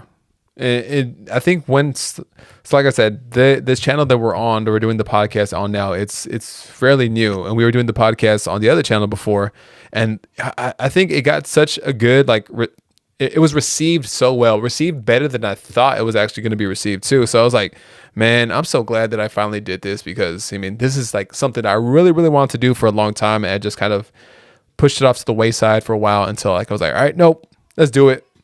Let's do it. Right. Dizzy hippie on it. Boy Wonders Pod. Let's Oh go. man, Dizzy, thank you so much, man. Yeah, no, my buddy Dan Eller and I, we've known each other for 12 years now at this point. We've been friends for a long time, and we just decided to sit around and start talking about funny books. Dude, that's crazy. Joseph Bird coming in here with another question said, just crossed 100 subs on my Brothers and I channel. Any advice moving forward? Said Joseph. Joseph, you guys have a channel? Congratulations, dude. I didn't realize that, man. Hey, dude, I need to find it. You either need to DM it to me or say what it is in the chat so I could find it later. Dude, 10 more to 100. Let's go. Hey, Joseph Bird. Congrats, dude, man. Congrats. Let's go. I mean, do you want to give any advice off the rip that you can think of? Do not stop doing it, man. Look, I didn't know, like, I know now what I want to do, and I knew then what I wanted my channel to become, but don't get discouraged. Yeah. Don't stop making content. Don't stop plugging away at it. The first 100 is the hardest. It took me, I didn't get there. I did it took me like 2.5 months. And I know that sounds, I don't know if that sounds like ridiculous or not, but you know, that it took me a while to get to my first 100, mostly because I had a Hidden Fates ETB that I really wanted to open up, but I wasn't going to do it till I hit that 100 subs. But no, like, don't stop, man, because there is an infinite number of people in the world that are going to watch Pokemon content, and anybody's going to, like, at any given time, somebody's going to see your channel and say, hey, this is something special. The other advice is try and find something that makes you special. Yeah. I don't know that I have found that for myself yet, but I do know that I just enjoy sitting in front of a camera. I enjoy interacting with people. It's part of the reason why I wanted to start a podcast, because a lot more of the fun that I have on my channel is just talking with the chat and talking about, you know, my thoughts on the hobby, what's going on. But just don't stop, man. You're there. 1,000 will be here within a year.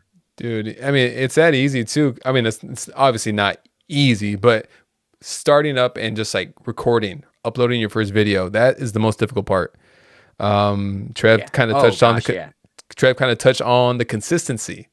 Yeah. So it's like that consistency is what's really going to drive you forward. You're doing it with someone too, Joseph, like your brother, you said. So, you know, being able to, you know, bounce ideas off of each other, having more than one brain working towards it. It could be, you know, it could be good if you guys are good together. It could be bad. So it's like working through that, it's figuring it out together. It can be good and it could be bad. But dude, for me, like starting up, I think I was more so critiquing myself on like watching back the videos. I would watch the video back and like see, okay, what can I improve on this next video? Finding one thing to improve on every video is going to take you a long way. Don't overwhelm yourself and try to point out every single detail you watched. Like, oh, this video I uploaded, oh, I didn't like that, didn't like that, didn't like that. Just focus on the one thing. All right, let me improve on the next video. Okay, go to the next video. Oh, I didn't like that. Let me improve on that on the next video. You know, just repetition, you know, feeling more comfortable in front of the camera as time goes on, dude. And man, I'm glad that you're doing a channel, bro. I'm looking forward to checking it out, man. Appreciate you, Dizzy, for dropping that link in there too. That's awesome. Yeah, man. And you know, if consistency, that is key. If it wasn't for the live streams, I would probably, I wouldn't be where I am today, because I'm so inconsistent with recording. Because again, the editing side of things, it stresses me out, because I hate my issue with editing isn't the mechanics of it. It's the fact that I hate the sound of my voice. I hate the way I look. I hate the way I see myself on camera. So when I have to sit back and watch myself over and over again, it's the worst, man. I know. I don't love it. I don't love it at all. And that's my issue with that. And dude, it was terrible. It was terrible for me trying to watch it. And I was like, I really don't want to be here watching this. But it was like, that's like one of the tough parts. That's one of the tough parts, because like, in order to improve, like, you're right, let me just watch this, get through this cringeworthy nonsense, and then get there. But Handmade by Tennille saying, Jay, don't you think YouTube content creators is a bit of a sausage fest? Yep. And then she goes on to Yeah. say, legit, it's such a tough world for a female to handmade by Tennille. Yeah. Absolutely. But you are, passing your, wait, aren't you on 2K subs now? So like She is. you, I mean, like she's killing the game. She is you being in monetized.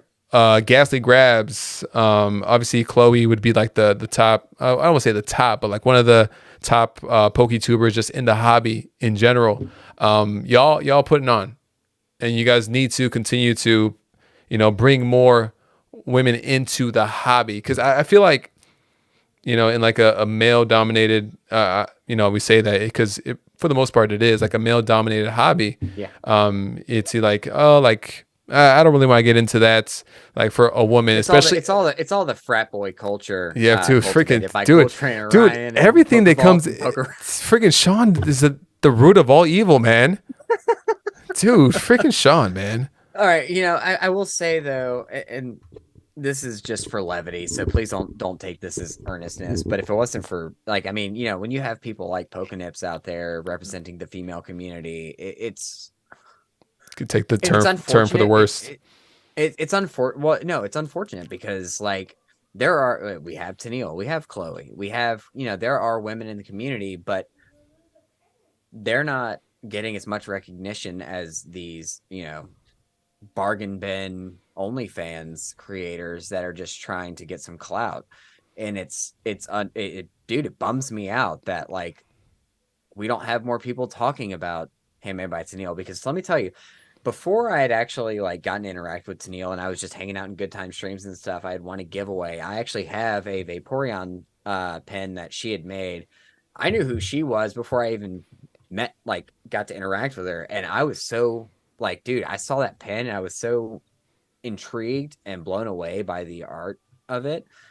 No, like it's unfortunate how few just single content creator channels. I say single meaning because we have Pokepair and it's a duo, so we have a lot of duos out there. But really, we have Tennille, we have Chloe.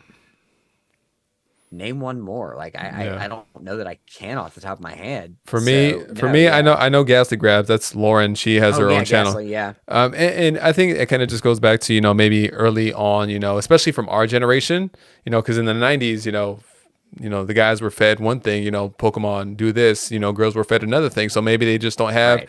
Right. There's less of them that have that nostalgia, and coming back into it now. But dude, right. Dude, whatever you are, no matter like if you're a woman, a man, whatever you want to identify right. with, if you enjoy this, go after it. Like have fun with it. Please. Like we would have more welcoming into the community to like more females getting into it. And I had Lauren on a podcast with Stephen Collects the other day too. I think I asked her like how it is, being just like a female in this hobby. It can be difficult. And Pokedan saying Super Duper Danny, yeah, she's been in this hobby like way before most anybody. She's like a trailblazer in this hobby too. So you definitely can't forget Danny. Smack Daddy said, "What's both of y'all's thoughts on graded cards?" Says Smack Daddy. I have a love-hate relationship with them. So I love the idea of graded cards, but I also have I've seen a lot that terrifies me from it. I also get just going back to what we were saying kind of closer to the top of the show about, or actually I think we were talking about this in our pre-show, but the idea of shipping things out and something happening to them, like I love the idea of getting a PSA subscription and sending things to PSA, but dude, who knows what can happen from the moment you send it out and the moment it comes back. And I've probably got about 15 or 20 cards that I would love to have graded. Right. I get that anxiety and it terrifies me. Sending out my Giratina to get graded, I sent it through a buddy of mine who it's actually like I said, Blue Label CGC. So it was the last grading submission I had done with CGC, and the last one I'll ever do. I like the new labels, but I don't like their new grading standards. Gotcha. So you're just like, I'm just gonna leave it alone. Stay with PSA. Yeah, no, and I'll go with PSA whenever I decide to grade again. But sending out that card was anxiety inducing, man, because I had worked for so long to pull her, and if anything had happened, I would have been devastated. Yeah. I would have been crushed. Like I probably would have left the hobby for a while. Like I would have put out with the blanket over me and the sniffles. I would have had the I'm done thumbnail. Like, hey It's a guys, wrap. It's a wrap after I that. I sent my keratin out and it was gone, so I'm done. But now I'm back and we're gonna try this again. No, The next day. right. No, but no, like it does. It gives me anxiety because the postal service freaks me out. Yeah. Yeah. And for me, I think grading isn't as high in on priority for me. Like I'll grade some things here and there, but like I'm not like a graded card collector for the most part. I have some graded things, but not like a ton. It just I don't know. It was never I prefer to see them either in my binder or, something like that. And Yeah. the aspect of it getting sent out kind of terrified me before too, but I mean for the Right. most part it just I think because I didn't grow up with it, it's not as Right. big of Right. a thing for me. And like when I kind of came back to the hobby, it was just, sort of the same. Like I wasn't looking into grading or anything until more like within the last year and a half, 2 years. So Sure. Well, I mean, especially because you're in your 30s, like we're around the same age range. I mean, when mhm. we were growing up with the hobby, grading was just sports. Like it Yeah, was just Beckett and PSA, and they graded sports, yeah, and then CGC graded comics. So Pokemon grading has only become a thing really in the last like 15 years or so. I yeah. feel like 15, 20 years, give or take. Because the hobby's almost 30 now, but no, like it wasn't. I know, right, dude? I think about that. Like I'm 33, and just thinking about the fact that we're knocking on the door of Pokemon hitting its 30th anniversary just It's gonna gives be me that crazy. like, yeah. I mean, I feel almost as old as Sean, but it's Yeah. All right. Let's not I get have. carried away now. Yeah, but no, it's I think that's funny because like I think he's like 3 years older than me or 4 years older than me. Or 4 years older than me. Like he's not that. It's all about the memes at this point. But It's a no, thing now. yeah, card grading. I mean, no. Like I grew up, it was what is in your binder, and that is it. So I love slabs. I like the way they feel. I like the art cases that you can get for them. I have the Latios Delta Species in sequential certs in PSA 8 and 9. Nice. Yeah, I got those relatively cheap. I have the Celebi V in a PSA 9. So my collection for slabs is basically PSA 9s. What is the rawest price for the highest grade that I can get and in a card that I want? Yeah. I mean, that's what I would do too. Like, hey, like I care more so about. I think the only time I really look at PSA cards or like slabs is because like I want the card and I care less about the actual slab itself. I just want it Right. so I know that it's real and it's not like I could judge it. I'm not going off of someone saying this is lightly played, heavily played. Right. Like Yeah. okay, this is a 8 something like okay 7. Right. I'm gonna crack it, put it into the binder, whatever. I think that's kind of what I do usually when I'm looking through eBay. If I'm looking for Right. slabs, Yeah, and that's why I like PSA. Like that's why I like PSA 9s because you're basically paying the raw price for a card, right? but you've got that guarantee. And I don't mind the slab. Like I like the slabs. I like to have them. Like I said, I have them, in the bottom shelf of our china cabinet. That's where I kind of keep, the stuff that's never going to leave my collection. But I don't want to. I don't need a PSA 10. I don't need it to be perfect. I Right. need it to be in better shape than it could be if I just bought it off of some rando seller on eBay or TCG. Once again, shouting out Discord because we have one of the best marketplaces on the internet. Uh, People are gonna fall through the cracks. People are gonna get passes. People are gonna pull one over on you. Like you've always got to do your due diligence. But I have bought some great stuff off of our Mm. Discord marketplace. I And, know that we do our best. and that's where you get the best deals too. People that you've come to know in the hobby. So it's like it makes sense being able to trade or buy from each other. Oh, bless you, Yep. bless Thank you. Well, I had to cough and I had to sneeze, and it was. you. You good, man?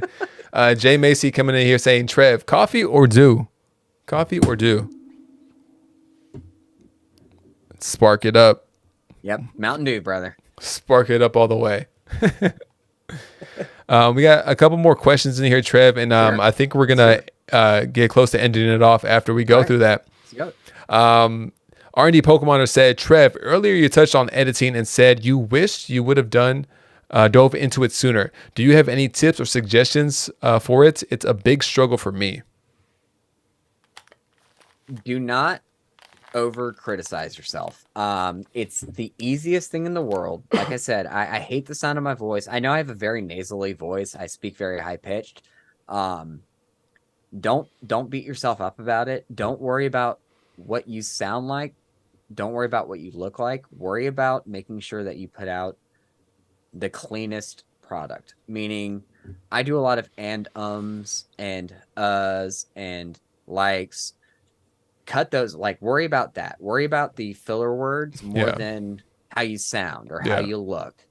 Just worry about making it neat and tight. Yeah. And that's, I've done a 15-minute video that I reduced down to 10 just from filler words. So before you focus on how much you don't like the way you sound, focus more on getting it clean and neat. Yeah, and that was one of the big things too. Like my first ever video that I ever did for YouTube, there were so many ums. I spent so long trying. I decided to, like, okay, I can't take out every single so I'm just gonna take out the biggest ones, Right.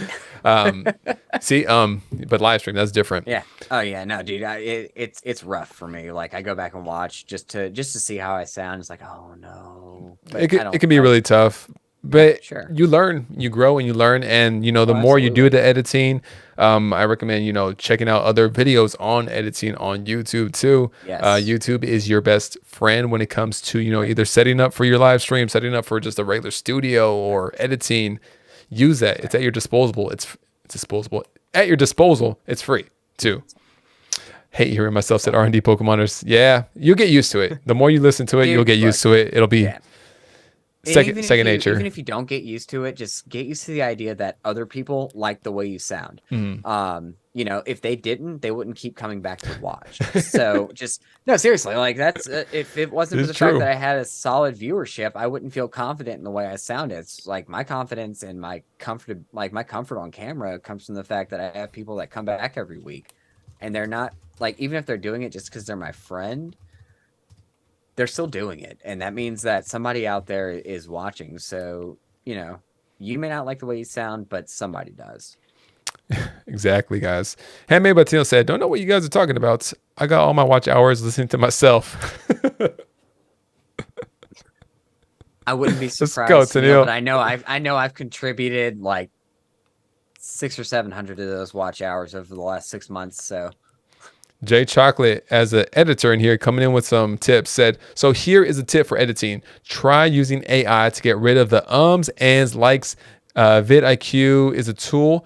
vidIQ is a tool you can use along with other ones. It can either take it out for you or paper edits it. So Jay Chocolate, yeah, another thing, AI is a big thing coming in for editing too. It's fairly new. I don't want to say that new anymore, but like a lot of these programs, they have AI built into them now, or when they update it with AI, and it's there to help, and it's there to make your life easier. Let's see. Now I'm going to catch myself every time I say that though. Yeah. Trev.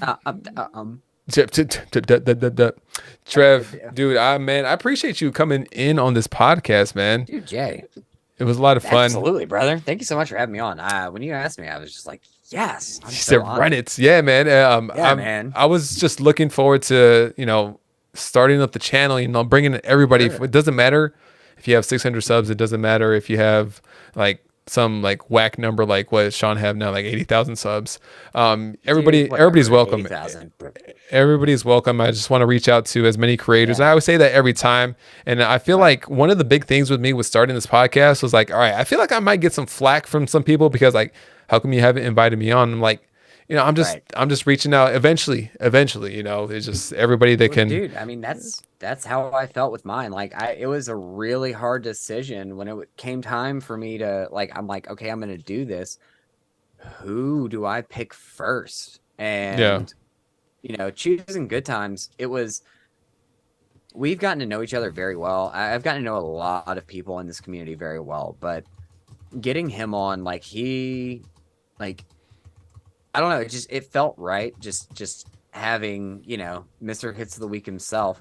Cause honestly, like he was kind of one of the first people that put me out there because I was featured on Hits of the Week very early on in my career. And I was like, I felt like so awkward. I sent him an email. I'm like, hey, I watch your YouTube videos, and I'm also a YouTuber, and I had some really good hits on my, my live stream this week. So would you would you look at them and Can see you if check them maybe out? they're worth it?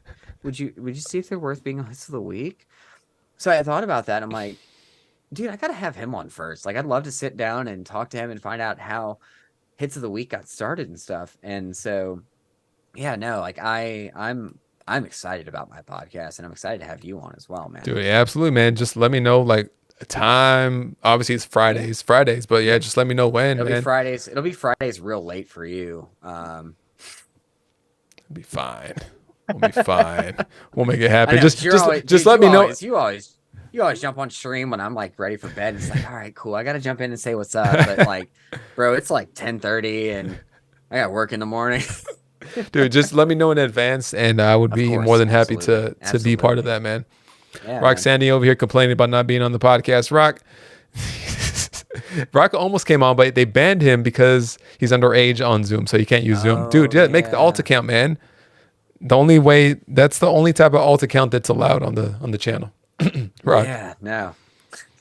Dude, but once again, everybody that's been in here hanging out with me and Pokatrev, make sure you guys go sub if you're not already subbed to Pokatrev.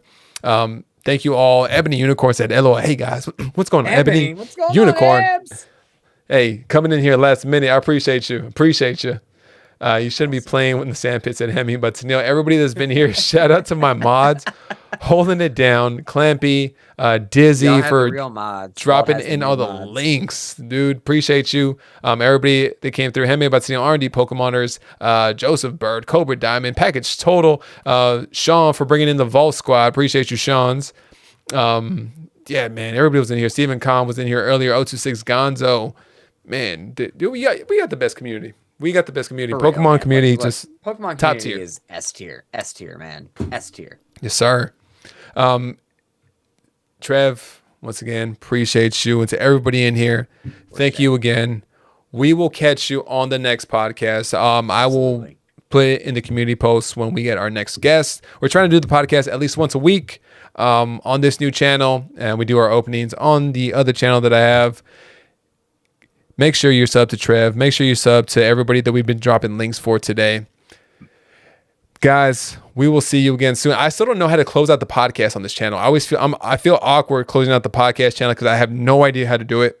And I always have We've been Jay's Corner TCG. I've been. See, it's not Trev. Jay's Corner You guys have TCG. been wonderful. It's not Oh, Jay's sorry, Corner sorry, TCG. sorry. Exactly. Yeah. I'm like, Yeah. You look. Welcome to Jay's welcome Corner to the Collection podcast. This is the podcast. It's the end of the podcast. Peace out.